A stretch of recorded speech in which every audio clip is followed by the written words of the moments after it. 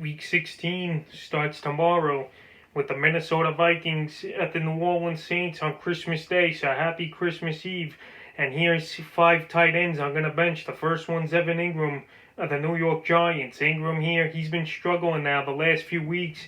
And this Giant offense as a whole have been for most of the season, to be honest here. And this week it's another tough matchup at the Baltimore Ravens. Ingram, I did rank him my top 15 tight ends going into the week, but he was at number 14, I believe. So check that video out if you haven't. But anyway, Ingram, he's failed to reach double-digit fantasy points since week 12, and last week versus Cleveland was his best game in weeks, and it was a mediocre game at that with 4 catches, 46 yards was Ingram last week. And this week versus Baltimore, I don't like the matchup. I think that defense, they're going to get up to Daniel Jones or Colt McCoy early and often, depending who's starting. And I don't think Ingram's going to see a lot of plays in this one. He might have to stay in as a blocker. So he's the first tight end I would bench. The second one's Jonnu Smith of the Tennessee Titans.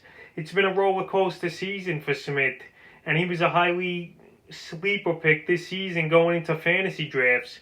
But there's some games where he does sleep and he doesn't do much, is Jonnu Smith. Last week it was good to see him hit double-digit fantasy points for the first time since week 11 with 5 catches for 52 yards. But before that, he had a goose egg in there, a game he missed, and then the weeks before that he was touchdown dependent.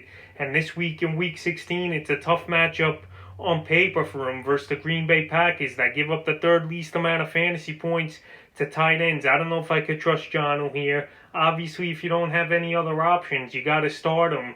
But he's a tight end. I'm not expecting to have a big day this week, and he's one that would see my bench. The third tight end I would bench this week's Jared Cook, the New Orleans Saints. Cook last week, I thought he would have a good game. He was a guy I recommended to start, but he's been so inconsistent. And at this point, you don't want to deal with him, is Cook. He had double-digit fantasy days in week 13 and 14. And last week with Drew Brees coming back into the mix, I thought Cook would be good, but he only had a 2-catch, 29-yard game. And this week he versus the Minnesota Vikings. They give up the 11th least amount of fantasy points to tight ends, but with Cook's inconsistencies and lack of targets, he's a tight end that's easily going to be on the bench this week, in my opinion. The fourth tight end to bench this week's Tyler Higby of the Los Angeles Rams. Higby, he had a good showing last week with a nice ball game for the first time in a while, is Higby. He had a good game with 16.7 fantasy points versus that weak Jet defense, but that's what it was. It was a versus the worst defense against tight ends. He had 4 catches, 67 yards, and a touchdown. And this week he versus the Seattle Seahawks that are pretty good versus tight ends. They give up the 10th least amount of fantasy points to him. In week 10 he had a pretty decent game. 3 catches, 60 yards was Higby, but I can't trust him in a big spot here. And I think he's an easy tight end to get away from and bench. And the 5th and final tight end to bench this week's Hayden Hurst of the Atlanta Falcons. Hurst, he's been inconsistent most of the season, and last week he did reach double digits because that touchdown bailed him out. He only had 4 catches for 21 yards and a touchdown. And this week he's got the Kansas City Chiefs in Kansas City.